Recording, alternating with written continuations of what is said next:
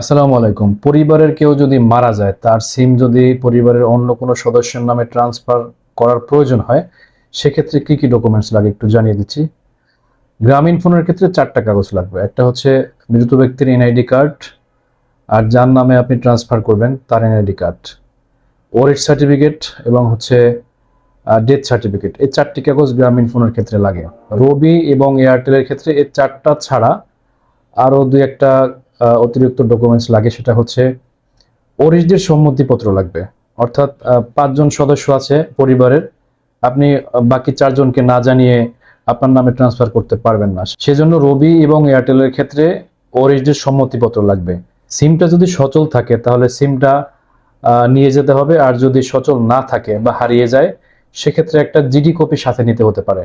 এছাড়া বাংলালিংক এবং যে টেলিটক অপারেটর আছে তাদের ক্ষেত্রেও বেসিক ডকুমেন্টস এগুলোই লাগবে। দুই একটা কম বেশি হতে পারে, এটা আপনারা কাস্টমার কেয়ারের সাথে কথা বললেই জেনে যাবেন। ধন্যবাদ।